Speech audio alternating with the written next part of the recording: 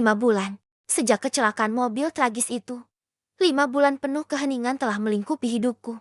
Sarah, aku masih tinggal di rumah yang dulu kami beli bersama. Rumah yang kini terasa seperti sebuah museum kesedihan yang luas. Setiap sudut rumah ini menyimpan kenangan tentang senyum Aris, suamiku. Aku masih ingat dengan jelas hari itu. Aris, seorang pengembang perangkat lunak yang cerdas, pergi keluar kota untuk menghadiri konferensi mendadak. Malam harinya, polisi datang ke pintu, membawa kabar buruk. Mobil Aris ditemukan di jurang. Ia dinyatakan meninggal di tempat. Proses identifikasi cukup sulit, tetapi berdasarkan dokumen dan cincin kawin, polisi dan rumah sakit meyakinkan bahwa itu adalah Aris. Aku memeluk bingkai foto Aris yang terpajang di nakas. Fotonya tersenyum lebar seolah mengejek kesunyianku. Setelah 5 bulan, aku masih belum mampu menghapus semua notifikasi dari ponsel lamanya. Aku membiarkannya tetap terisi darah. Duduk diam di laci meja kerjaku, seperti sebuah monumen pribadi yang kecil. Rutinitasku kini hanya bekerja sebagai desainer grafis freelance. Menghabiskan malam dengan teh hangat dan film dokumenter sebuah kehidupan yang tenang. Terlalu tenang dan tanpa kejutan. Aku berusaha keras membangun kembali diriku dari keterpurukan. Suatu malam, saat sedang membereskan laci meja kerja yang berantakan, tanganku menyentuh ponsel lama Aris. Iseng, aku menyalakannya hanya untuk melihat layar wallpaper kami berdua. Ponsel itu bergetar sebentar, menerima notifikasi yang sudah lama tak kudengar. Aku melihat ikon notifikasi itu. Itu adalah pesan singkat SMS dari nomor yang tidak dikenal. Aku mengernyit. Siapa yang mengirim SMS ke nomor mati ini? Dengan tangan bergetar, aku membuka pesan tersebut. Tubuhku mendadak kaku. Semua udara seolah terenggut dari paru-paruku. Pesan itu hanya berisi satu kata. Satu kata yang membuat 5 bulan kedamaian palsu yang kubangun hancur berkeping-keping. Satu kata yang hanya Aris dan aku yang tahu maknanya saat kami saling merindukan dalam perjalanan bisnisnya. Pesan itu berbunyi, "Senja." Jantungku berdebar kencang, memukul rusukku seperti palu. Senja adalah kata sandi pribadi kami. Kode yang kami gunakan saat ingin mengatakan aku merindukanmu lebih dari kata-kata yang kuizinkan. Aku dan Aris menciptakan kata itu sejak kami menyaksikan matahari terbenam paling indah di sebuah pulau terpencil. Air mataku menetes di layar ponsel lama Aris. Itu pasti kesalahan, atau lelucon yang sangat kejam. Nomor yang mengirimnya tidak dikenal. Aku mencoba meyakinkan diriku bahwa itu adalah spam atau pesan otomatis yang salah kirim. Aku mengambil ponselku sendiri dan mencoba menghubungi nomor tak dikenal itu. Terdengar nada sambung 3 kali, lalu sebuah suara otomatis menjawab, "Nomor yang Anda tuju tidak terdaftar." Aku mencoba mencari tahu dari mana pesan itu berasal. Aku kembali ke laci, mencari dokumen lama. Aris adalah orang yang sangat terorganisir. Aku menemukan sebuah catatan kecil bertuliskan tangan Aris. Bekap nomor darurat. Di sana tertera 3 angka yang belum pernah kulihat. Saat aku membandingkan nomor tak dikenal pengirim pesan senja itu dengan catatan Aris, aku merasakan hawa dingin menjalari tulang belakangku. 2 dari 3 angka di catatan Aris cocok dengan digit terakhir nomor tak dikenal itu. Ini bukan lelucon. Aku memutuskan untuk menghubungi kontak terdekat yang terlibat dalam kasus Aris. Inspektur Hendra, polisi yang menangani kecelakaan itu. Aku menelponnya. Suaraku bergetar antara harapan dan ketakutan. "Inspektur, ini Sarah, istri almarhum Aris. Saya minta maaf mengganggu. Tapi, apakah ada kemungkinan proses identifikasi Aris dulu salah?" Tanyaku. Langsung ke inti masalah. Terdengar helaan napas panjang di ujung telepon. "Bu Sarah, kami sangat menyesal. Tetapi prosesnya sangat teliti. Kami menemukan cincin kawin Anda, dokumen identitas, dan sisa pakaian yang kami yakin milik suami Anda. Tolong jangan menyiksa diri Anda dengan harapan palsu." Aku menutup telepon. Frustrasi. Aku tahu apa yang kulihat. Aku tahu kata sandi itu. Beberapa jam kemudian, saat aku hendak merebahkan diri, ponsel Aris kembali bergetar. Notifikasi pesan singkat baru muncul. Kali ini, pesan itu datang dari nomor yang sama. Isinya lebih panjang, lebih jelas, dan jauh lebih mengerikan. Kali ini, tidak ada lagi keraguan. Hanya fakta dingin yang menusuk keyakinanku selama 5 bulan. Pesan itu berbunyi, "Aku tidak mati. Sarah, aku tidak bisa bicara sekarang. Cari file di komputer lamaku. Mereka bilang aku dijual." Kata dijual itu terasa sangat asing dan mengerikan. Hampir tidak masuk akal. Aris adalah programmer jenius, bukan aset yang bisa diperjualbelikan. Tapi pesan itu jelas, Aris masih hidup. Malam itu juga, aku bergegas ke ruang kerja lama Aris, Jantungku berdentum-dentum. Ruangan itu sudah lama tidak disentuh. Kini dipenuhi bau debu dan kenangan yang menyakitkan. Aku menemukan laptop kerja lamanya, yang tidak pernah kusentuh sejak kematiannya karena terlalu menyakitkan. Aku menyalakan laptop itu. Butuh waktu lama. Seolah-olah mesin itu enggan membuka rahasia tuannya. Setelah berhasil masuk, aku mencari file yang tidak biasa, yang disembunyikan. Aris selalu menyimpan file-file penting di folder bernama Proyek LV di desktop, sebuah nama kode yang kami gunakan sejak ia mengerjakan proyek rahasia yang ia anggap sangat penting. Aku membuka folder Proyek LV. Di dalamnya ada satu file teks yang baru diperbarui beberapa hari sebelum kecelakaan. Nama filenya Daftar Kargo. Aku membuka file itu. Di dalamnya ada daftar nama, usia, dan data kesehatan. Itu terlihat seperti daftar pasien, atau lebih mengerikan, daftar inventaris. Aku membaca daftar itu, dan di urutan ke-20, aku melihat nama Aris. Di sebelah nama Aris, ada deskripsi singkat.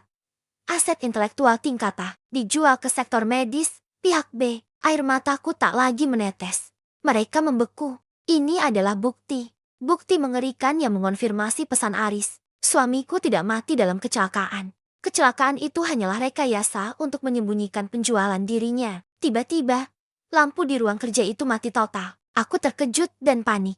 Aku tahu aku tidak mematikan saklar. Aku segera mencabut charger laptop, menutupnya, dan memeluknya erat-erat. Dalam kegelapan yang pekat, aku mendengar suara langkah kaki yang sangat pelan datang dari ruang tamu, mendekat ke arahku. Langkah kaki itu bukan milikku. Seseorang tahu aku telah menemukan sesuatu.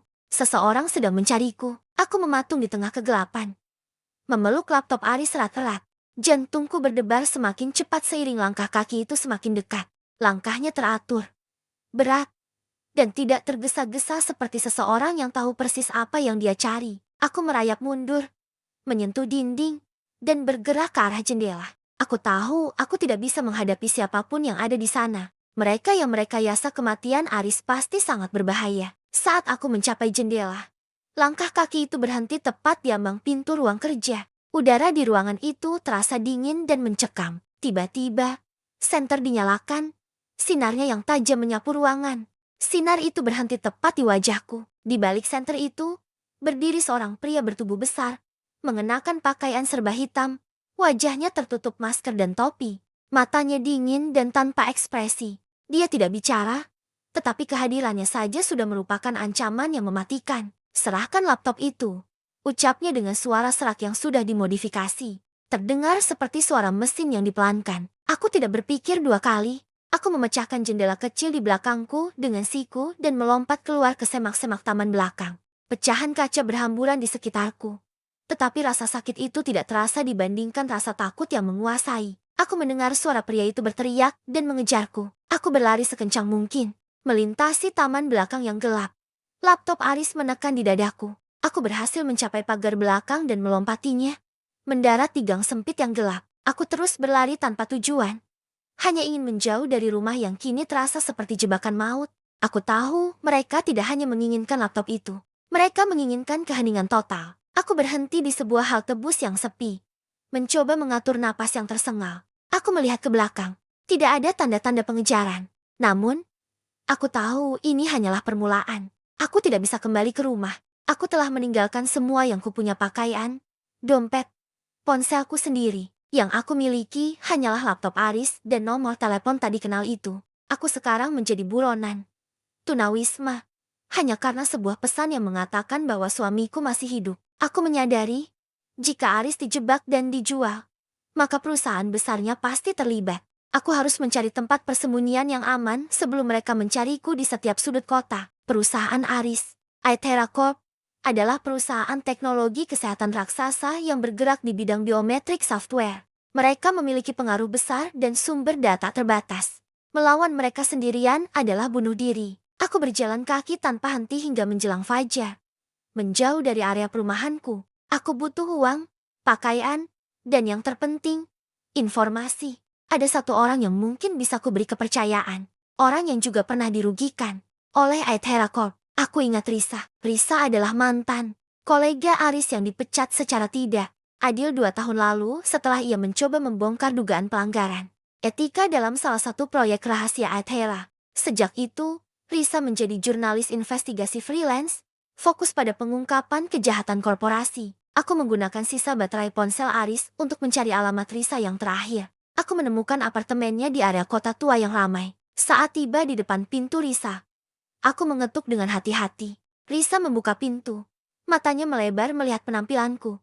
Rambut acak-acakan.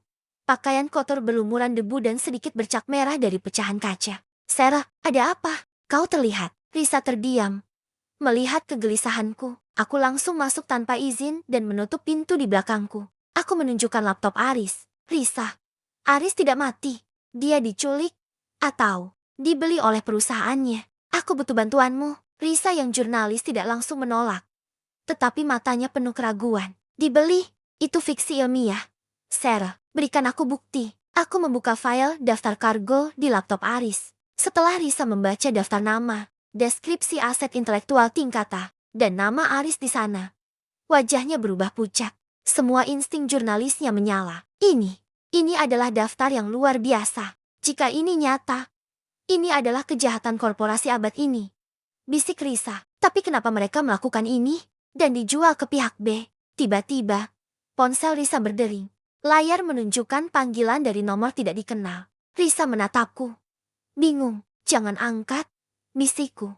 Panik, mereka melacakku. Risa mengabaikan panggilanku dan menjawabnya. Ia menyalakan speaker. Halo, suara yang sama, serak dan dimodifikasi. Terdengar dari speaker.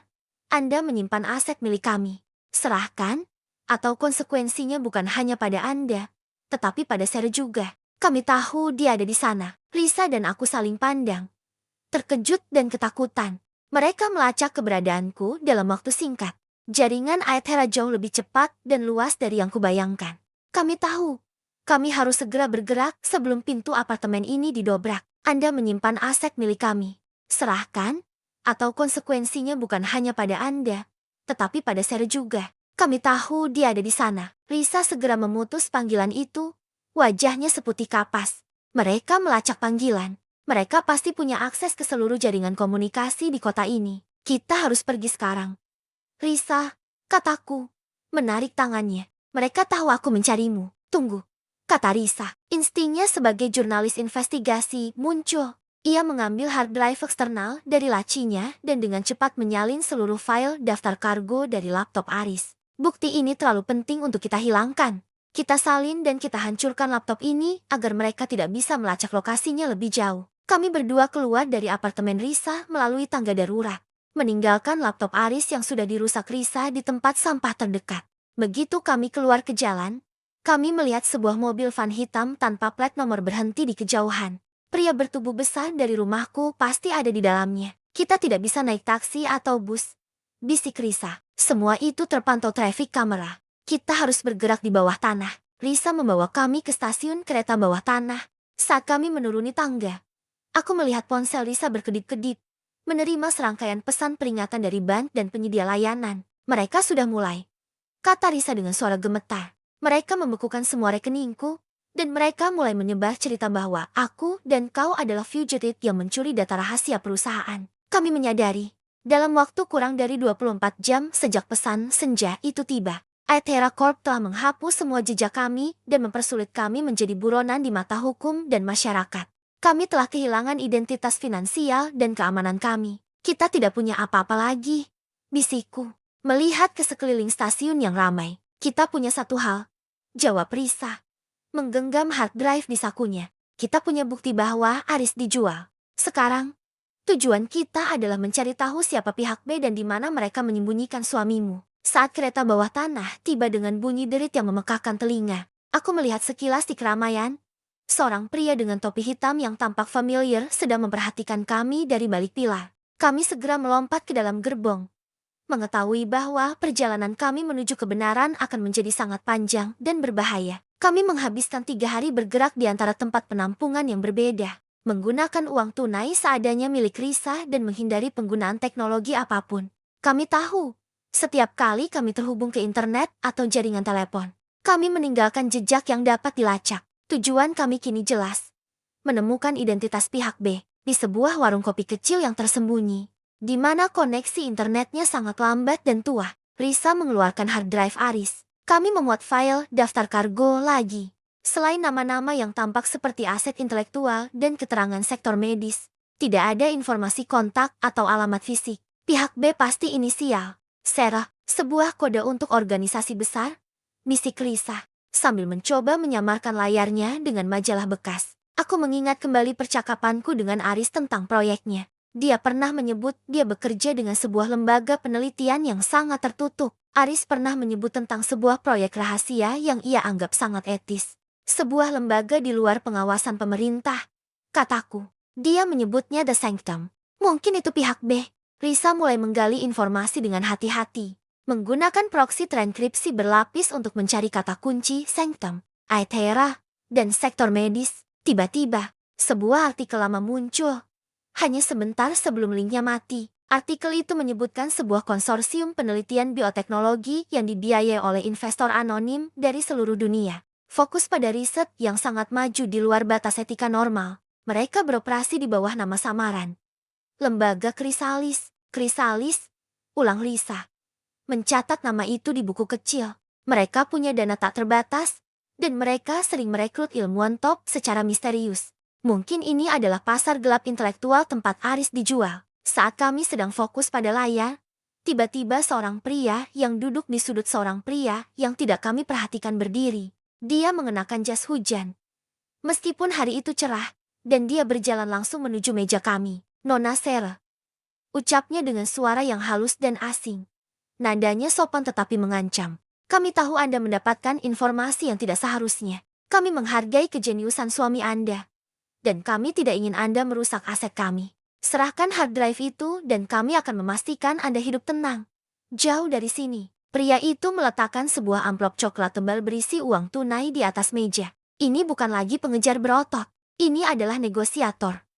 Orang yang sangat terorganisir yang datang dengan penawaran. Risa refleks menyembunyikan hard drive. Aku menatap pria itu. Menyadari bahwa kami tidak hanya melawan pengejar, tetapi juga melawan jaringan uang dan kekuasaan. Kami tidak menginginkan uang Anda. Jawabku tegas, meskipun lututku gemetar. Kami hanya ingin tahu di mana Aris. Pria itu tersenyum dingin. Sayang sekali, Anda baru saja memilih jalan yang sangat kasar. Sekarang, ini bukan lagi tentang aset. Ini tentang membungkam saksi. Pria berjas hujan itu mengambil kembali amplop coklat tebal berisi uang tunai dari meja. Saat ia berbalik, aku melihat sekilas lencana kecil, berbentuk kupu-kupu emas di kerah jasnya simbol, yang sangat mirip dengan logo yang Risa temukan di artikel tentang lembaga Krisalis. Kami akan selalu menemukan apa yang hilang, ujar pria itu, lalu menghilang ke keramaian warung kopi. Dia dari Krisalis. Mereka memantau kita, bisik Risa. Tangannya dingin. Mereka tidak hanya melacak teknologi. Mereka punya mata-mata di mana-mana. Kami menyadari bahwa lembaga Krisalis, yang kami duga sebagai pihak B, telah mengetahui upaya investigasi kami. Kami sekarang bukan hanya buronan Aethera Corp, tetapi target utama dari konsorsium bioteknologi rahasia tersebut. Kita tidak bisa melawan uang sebanyak itu, Sarah, kata Risa, suaranya penuh kekhawatiran. Mereka menawarkan kita kebebasan. Kita bisa saja mengambilnya. Aku menggeleng. Kebebasan tanpa Aris bukanlah kebebasan. Mereka merekayasa kematiannya. Aku harus tahu alasannya. Kami memutuskan untuk bergerak ke tingkat kesulitan berikutnya. Mencoba mencari tahu lokasi fisik lembaga Krisalis. Di file daftar kargo Aris, Risa menemukan beberapa data transkripsi yang tampaknya terkait dengan koordinat. Aris tidak akan menyimpan lokasi lembaga seberbahaya ini di folder yang mudah ditemukan, ujar Risa, mencoba memecahkan kode itu. Setelah berjam-jam mencoba berbagai kata sandi yang mungkin digunakan Aris, tanggal ulang tahun, hari pernikahan, dan lain-lain, aku tiba-tiba teringat. Aris pernah menyebutkan bahwa pekerjaan paling penting yang pernah ia lakukan adalah di sebuah lokasi yang terinspirasi dari mitologi Yunani. Coba labirin, bisikku. Risa memasukkan kata sandi itu. Dan seketika, kode itu terbuka. Bukan koordinat, melainkan sebuah alamat yang tersembunyi di dalam metadata gambar Starlight yang sangat tua. Sebuah fasilitas penelitian yang ditinggalkan di pinggiran kota, dekat pelabuhan lama. Kami segera beranjak. Kami harus menuju ke sana. Tetapi kami kekurangan logistik. Kami tidak punya kendaraan, dan bahkan ponsel umum pun terasa berbahaya. Saat kami berjalan melewati pasar yang ramai, Aku melihat seorang pria yang dulunya adalah sopir pribadi Aris. Pria itu bernama Pak Harjo. Sangat setia pada Aris. Dia sempat menangis di pemakaman Aris. Aku mengambil risiko terbesar. Aku menghampirinya dan memintanya untuk mengantarku ke pelabuhan lama tanpa bertanya apa-apa. Pak Harjo, kataku, mataku memohon. Saya butuh bantuan. Aris menitipkan sesuatu padaku yang harus saya bawa ke tempat tertentu. Bisakah Bapak antar saya? Pak Harjo menatapku, lalu melirik Risa yang terlihat tegang. Dia melihat keputusasaan di mataku. Setelah ragu sejenak, ia mengangguk. Untuk almarhum Tuan Aris. Saya siap. Jawabnya dengan suara serak. Saat kami naik mobil, aku tahu aku baru saja melibatkan orang yang tidak bersalah dalam bahaya. Namun, kami memiliki lokasi. Itu adalah satu-satunya tujuan yang harus kami capai. Meskipun nyawa kami menjadi taruhannya. Perjalanan menuju pelabuhan lama terasa panjang dan senyap. Pak Harjo, meskipun setia, terlihat bingung dan gugup.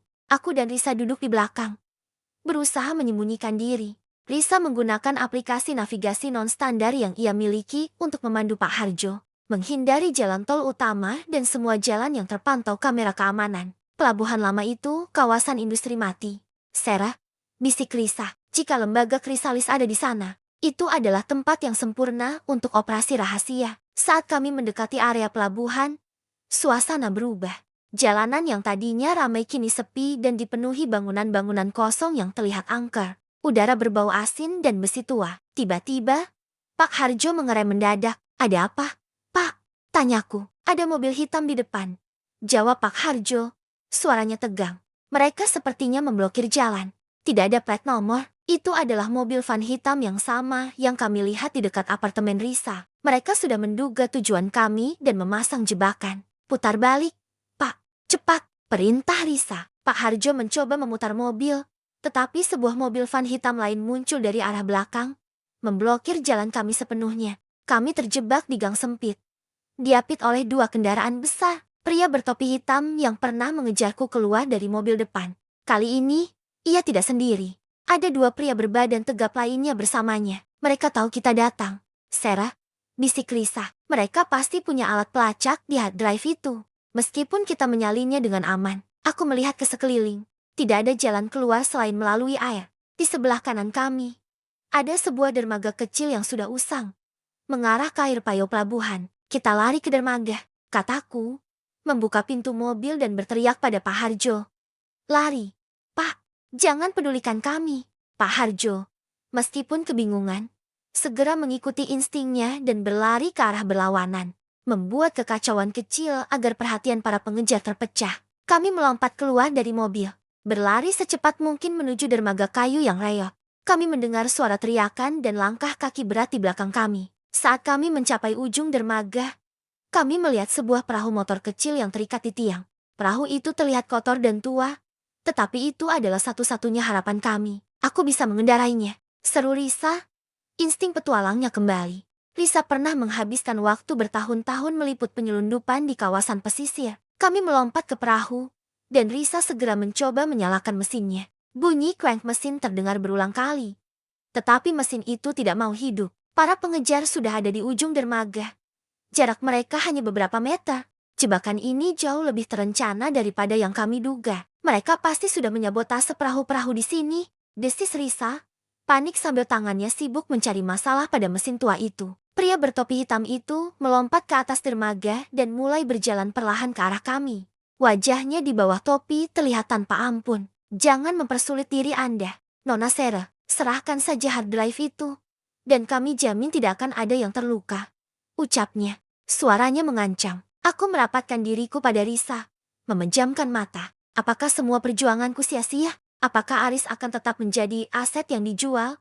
Dan aku menjadi saksi yang dibungkam. Tiba-tiba, Risa berteriak. Aku tahu, selang bahan bakarnya diputus. Risa mengeluarkan jepit rambut dari rambutnya kebiasaan anehnya saat sedang fokus dan dengan cepat menggunakan kawat tipis itu untuk menyambungkan kembali selang yang terlihat seperti sengaja diputuskan. Pria bertopi hitam itu kini hanya berjarak 5 langkah, mengangkat tangan kanannya, memberi isyarat kepada kedua rekannya untuk mengepung kami. Risa mencoba menyalakan mesin sekali lagi. Cranks, cranks. Di detik terakhir, mesin itu menderu keras. Asap tebal mengepul dari belakang perahu, dan perahu itu melompat ke depan. Aku merasakan guncangan hebat dan melihat ke belakang. Pria bertopi hitam itu sudah berada di ujung perahu. Tangannya menggapai, tetapi ia kehilangan pijakan dan jatuh ke air pelabuhan dengan bunyi plap yang keras. Kita berhasil, teriak Risa di tengah deru mesin. Kami menjauhi dermaga dengan cepat. Kami berhasil meloloskan diri. Tetapi di tengah kelegaan yang luar biasa itu, kami menyadari bahwa kami sekarang berada di tengah air, tanpa arah, dan menuju lokasi rahasia lembaga krisalis yang seharusnya ada di pulau kecil di dekat pelabuhan lama. Kami harus mencari cara untuk menyelinap masuk ke lembaga krisalis. Risa, sambil mengemudikan perahu, menyodorkan hard drive itu kepadaku. Kita sekarang berada di perairan mereka. Sarah, kita harus mencari tahu apa yang mereka lakukan pada Aris, kata Risa. Aku memegang hard drive itu. Selain daftar kargo dan kode lokasi, ada satu file lain yang belum kami buka. File ini sangat terenkripsi dengan nama Testamen. Aku tahu, file ini adalah upaya terakhir Aris untuk berkomunikasi. File ini pasti berisi satu petunjuk terakhir dan terpenting mengenai tujuan, lokasi persis, dan mungkin satu-satunya jalan untuk membebaskannya. Di tengah perahu motor yang melaju perlahan menjauhi pelabuhan, Risa menyalakan generator kecil dan menghubungkan hard drive tersebut ke ponsel pintar kecil yang ia sembunyikan. Kami harus memecahkan kode testamen sekarang juga. Kode itu jauh lebih rumit daripada kode labirin. Kami mencoba semua tanggal penting, semua nama panggilan, semua kata kunci teknis yang Aris pernah sebutkan. Semua gagal. Mungkin ini bukan kata-kata. Misiku, frustrasi. Aku menatap cakrawala yang gelap. Mungkin ini tentang Luna, anak kami. Aris dan aku tidak memiliki anak. Kami selalu menamai proyek masa depan kami yang paling penting dengan nama Luna Bulan. Coba masukkan nama dari proyek yang paling ia banggakan sebelum dia menghilang. Saran Risa. Aku teringat. Aris pernah menyebut ia sedang mengerjakan sebuah software yang dapat melindungi identitas digital dari jaringan korporasi besar. Nama kodenya Eclipse. Risa memasukkan kata sandi itu, dan file testamen terbuka. Itu bukan dokumen, melainkan sebuah rekaman suara. Direkam dalam format yang sangat tersembunyi. Kami menyetel rekaman itu. Suara Aris terdengar pelan, serak, seolah dia sedang bersembunyi. Sarah, jika kau mendengar ini, aku tahu kau berhasil melacakku. Kecelakaan itu hanyalah pengalihan. Aku tidak mati.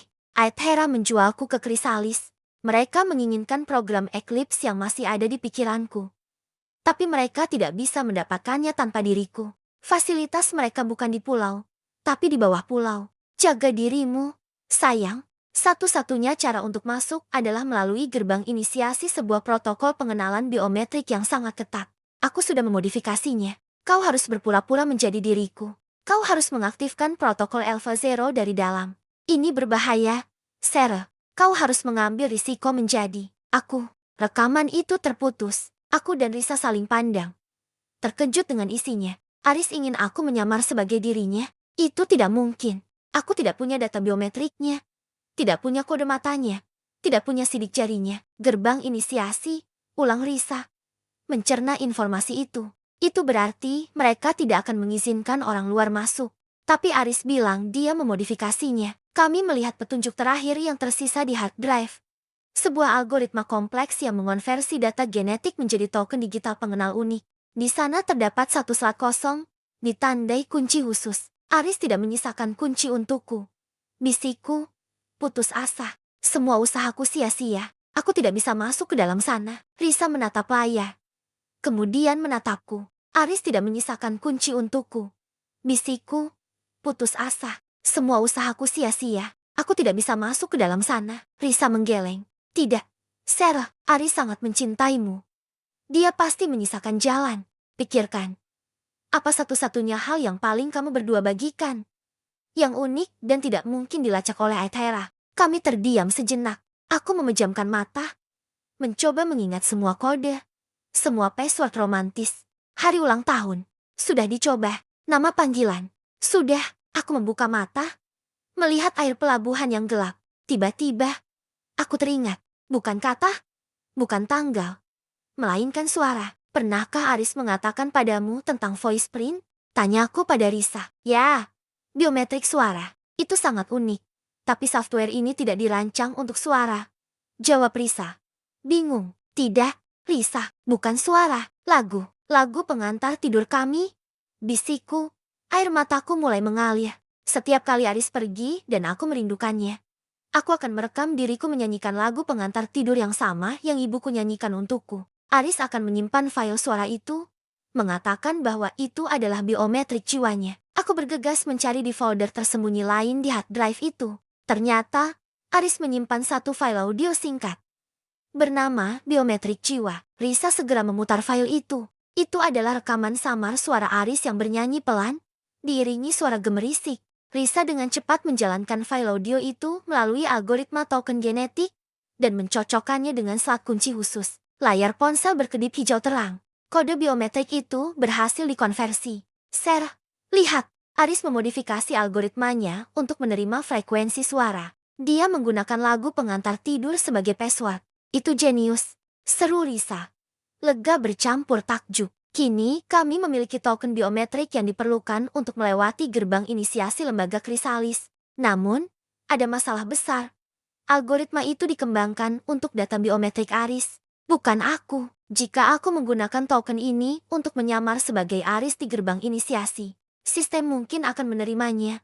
Tapi itu hanya akan memberiku akses sekali jalan, kataku. Menatap Risa dengan sorot mata dingin. Maksudmu? Jika aku masuk menggunakan token yang seharusnya milik Aris, dan aku tidak bisa keluar dalam waktu singkat, Krisalis akan mengira aku adalah Aris yang mencoba melarikan diri. Mereka akan mengunci sistem dan aku tidak akan bisa keluar. Pilihan ini adalah masuk tanpa jaminan kembali. Kami menyadari semua usaha kami, pelarian, pengejaran, dan penemuan kunci, telah membawa kami ke satu titik ekstrim. Aku harus mengambil risiko nyawa, menyusup ke fasilitas rahasia tanpa rencana pelarian, dan berharap Aris bisa membantuku dari dalam. Tiba-tiba, perahu kami menabrak sesuatu. Di kejauhan, melalui kabut tebal pelabuhan, terlihat siluet samar sebuah pulau kecil yang dikelilingi oleh tembok baja yang tinggi. Di sisi pulau itu, terpampang logo kupu-kupu emas yang familiar.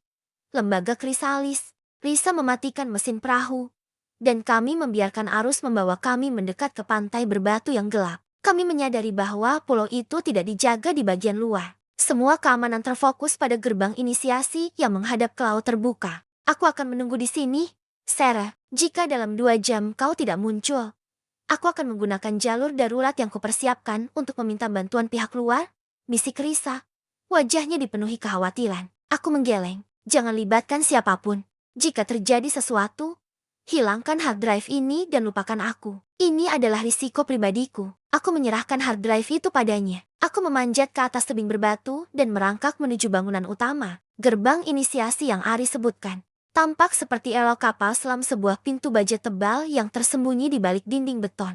Di depan pintu baja itu, terdapat panel pemindai biometrik. Aku mengeluarkan ponsel pintar Risa, memasukkan token biometrik yang sudah dimodifikasi dengan voice print Aris, dan mendekatkannya ke pemindai. Panel itu berkedip sebentar, lalu mengeluarkan suara robotik yang tenang. Selamat datang, Administrator Elva Zero. Verifikasi identitas berhasil. Perhatian, Anda adalah pengguna terakhir yang menggunakan protokol ini. Anda memiliki waktu 15 menit untuk menjalankan tugas di dalam. Aku terkejut. Aris tidak hanya memodifikasi password, ia memodifikasi seluruh protokol masuk. Aku mendapatkan akses, tetapi dengan hitungan mundur yang sangat singkat. 15 menit. Aku menekan tombol masuk, dan pintu baja itu bergeser terbuka dengan suara desis yang berat, menampakkan koridor yang dingin dan remang-remang. Aku melangkah masuk ke dalam lembaga Krisalis.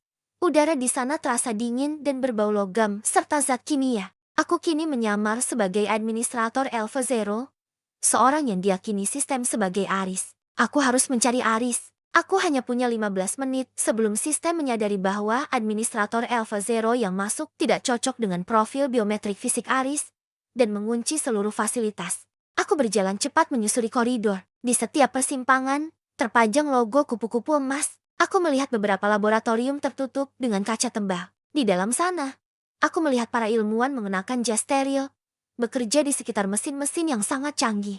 Aku harus menemukan petunjuk. Aku melihat sebuah panel kontrol darurat di dinding. Aku tahu Aris. Dia pasti meninggalkan pesan. Aku mengetuk panel itu 3 kali dengan ritme yang sama, seperti lagu pengantar tidur kami. Layar panel menyala. Sebuah pesan teks tersembunyi muncul. Lantai B3. Kamar isolasi ke-17. Ikuti jalur evakuasi. Jangan lihat kembali. Aku segera menuju tangga darurat. Bergegas ke bawah. Menyadari bahwa setiap detik yang terbuang berarti risikonya meningkat. Aku memasuki area B3. Area yang terasa jauh lebih dingin dan terkunci. Aku tahu, aku mendekati kebenaran. Area B3 tampak seperti labirin koridor beton. Dipenuhi pintu-pintu baja bernomor. Aku mencari kamar isolasi ke-17. Timer di ponsel Risa menunjukkan sisa waktu aksesku. Hanya 4 menit. Akhirnya aku menemukannya. Kamar isolasi ke-17. Jendela kecil di pintunya ditutup rapat. Tetapi ada panel kecil di sampingnya. Aku mendekatkan token yang sama ke panel tersebut. Pintu itu berdiri terbuka. Di dalam ruangan itu dipenuhi peralatan teknologi canggih. Dan di tengahnya, terbaring di atas tempat tidur yang tampak seperti unit perawatan intensif, adalah Aris. Wajahnya pucat, tetapi matanya terbuka. Dia terlihat sangat lemah, tetapi hidup. Aris, bisikku. Berlari ke arahnya. Air mata kelegaan membasahi pipiku. Sarah, kau datang. Bisiknya. Suaranya hampir tidak terdengar. Aku memeluknya. Tetapi pelukan itu terasa salah. Tubuhnya terasa kaku dan aneh. Saat aku melihat sekeliling, aku melihat layar monitor di belakangnya menunjukkan pola gelombang otaknya yang berfluktuasi liar. Apa yang mereka lakukan padamu? Kenapa kau bilang kau dijual? Tanyaku. Aris mencoba mengangkat tangannya, tetapi ia kesulitan. Mereka tidak menginginkan tubuhku. Sarah, mereka menginginkan minduaraku. Program Eclipse. Itu terlalu maju. Mereka menahanku di sini, membuatku terisolasi, dan menyalin setiap kode dan informasi dari otakku ke jaringan mereka. Kebenaran itu menampar wajahku. Aris bukan dijual sebagai buruh atau aset fisik. Dia dijadikan sumber data hidup. Dipaksa oleh isolasi dan teknologi untuk menghasilkan kode rahasia. Dan kecelakaan itu, tubuh itu bukan aku. Aku mengganti identitas dan menaruh decoy umpan di sana. Aku sudah merencanakan ini, tapi aku tidak bisa lari dari sini. Jaringanku terikat pada unit ini. Aris menunjuk ke sambungan kabel tipis yang terhubung ke pergelangan tangannya. Tiba-tiba, Aris memejamkan mata. Wajahnya menegang. Layar monitor di belakangnya berbunyi keras. Sistem mendeteksi aktivitas anomali di ruang B3. Terdengar suara robotik dari speaker di langit-langit. Pengamanan dimulai. Semua akses keluar akan ditutup dalam 60 detik. Timer aksesku habis. Aku tidak punya waktu. Protokol Alpha Zero. Sarah, desak Aris. Matanya memohon. Kau harus mengaktifkannya. Itu satu-satunya jalan keluar kita. Aris menunjuk ke sebuah kipat kecil di bawah tempat tidurnya. Aku tahu itu adalah kipat master yang memungkinkan Aris mengendalikan sistem keamanan fasilitas dari dalam. Aku butuh waktu. Aku harus memutus sambunganmu, kataku. Panik. Tidak ada waktu. Aktifkan protokol Alpha Zero sekarang. Itu akan mengirimkan loop error ke sistem keamanan. Memberi kita 30 detik untuk lari. Aku akan memutuskan sambunganku sendiri dari sini. Percayalah, aku menatap kipat di depanku. Mengaktifkan. Protokol itu mungkin akan menyelamatkan kami berdua. Tetapi itu juga akan mengungkap sepenuhnya bahwa aku telah menyusup. Ini adalah pilihan terakhir kami menjual waktu dengan risiko tertangkap sepenuhnya. Aku memasukkan kode yang Aris bisikan. Tanganku gemetar. Terdengar sirena yang meraung keras di seluruh fasilitas. Dan lampu merah darurat menyala. 60 detik menuju penguncian total dimulai. Aku mencintaimu. Sayang, teriak Aris. Sebelum dia menarik paksa kabel tipis yang mengikatnya ke unit isolasi. Bunyi bip nyaring muncul di monitor. Dan Aris ambruk.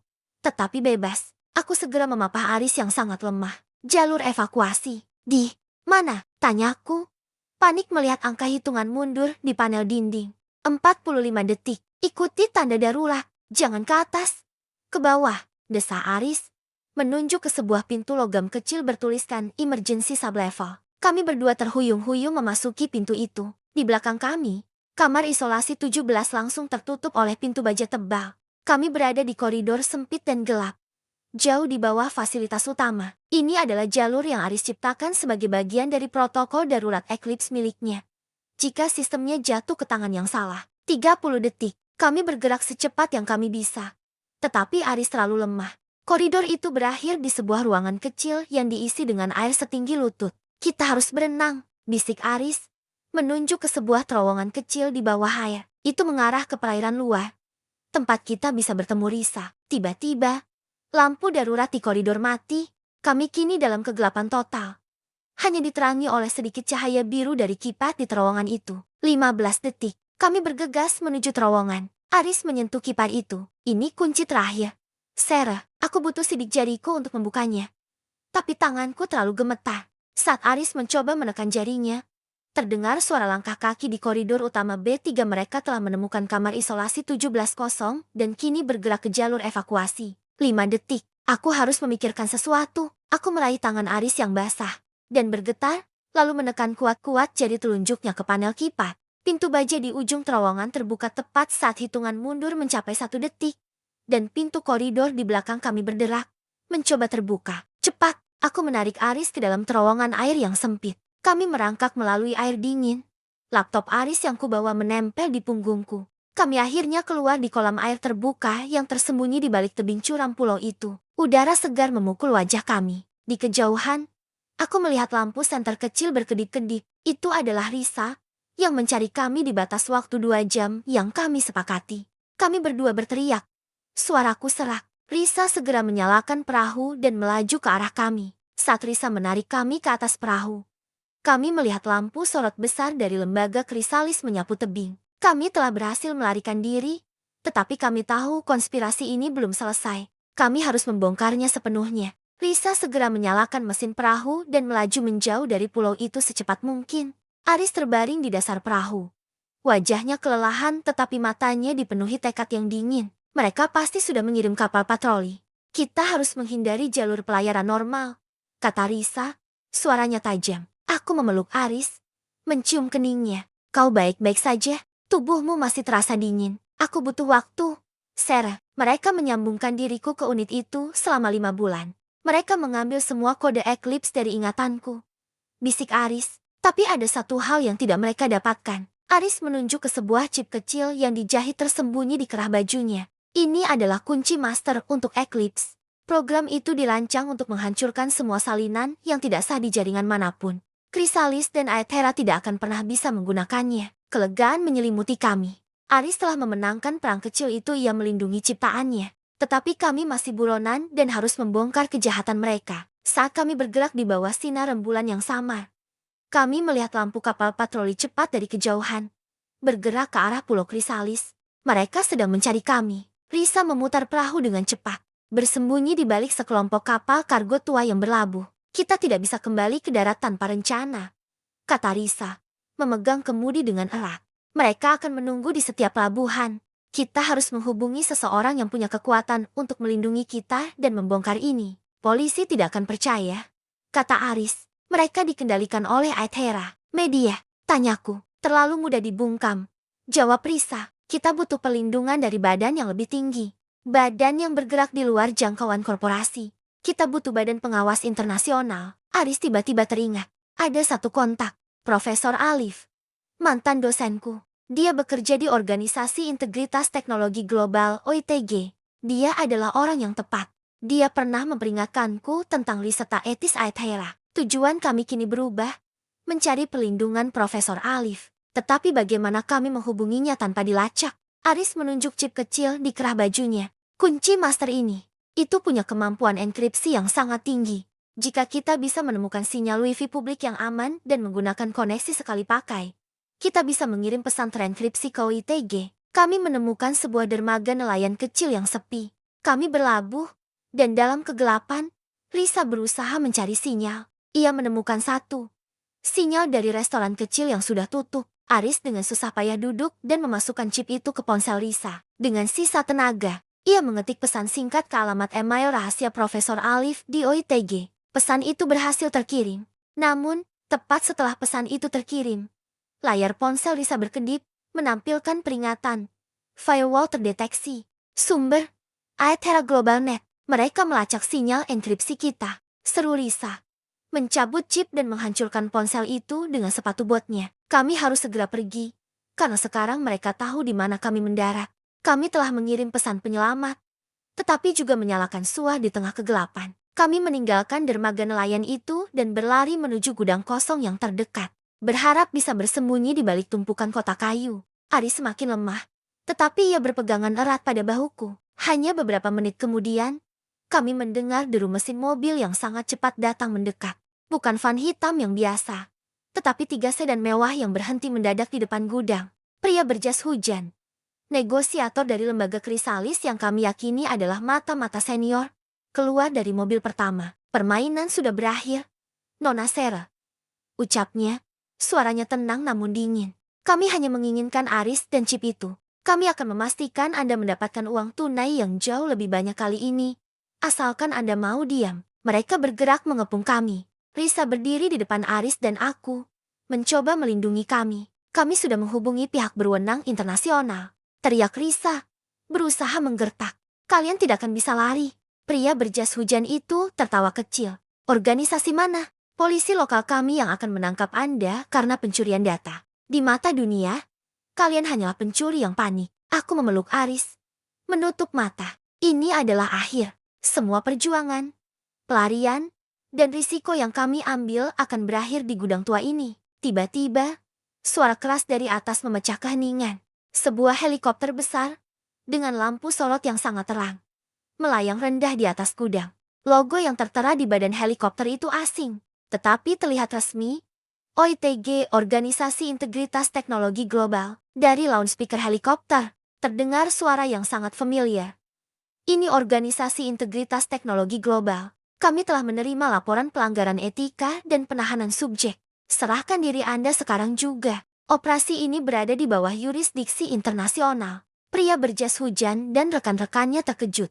Mereka tidak menduga akan ada intervensi dari badan internasional secepat ini. Helikopter itu mendarat, dan dari sana, keluar Profesor Alif, mantan dosen Aris bersama beberapa agen OITG berseragam. Aris, Sarah, kami datang secepat mungkin, seru Profesor Alif. Pesanmu sangat jelas dan terenkripsi. Kami tahu ini nyata. Konfrontasi singkat terjadi. Ketika pria berjas hujan mencoba melawan, para agen OITG dengan cepat mengamankan kelompok Krisalis. Kekuatan dan sumber daya OITG jauh melampaui kemampuan Aethera Corp untuk membungkam. Aku dan Aris akhirnya aman. Aris segera dibawa ke dalam helikopter untuk mendapatkan perawatan medis darurat. Aku menatap Risa. Lega, kami berhasil. Kami tidak hanya selamat. Kami juga mengungkap konspirasi yang jauh lebih besar dari sekadar penjualan aset. Kebenaran yang kami perjuangkan kini berada di tangan OITG. Dan Aris berada di jalur pemulihan. Setelah diterbangkan dari gudang, Aris segera dibawa ke fasilitas medis rahasia milik OITG untuk perawatan intensif. Proses pemulihannya lambat.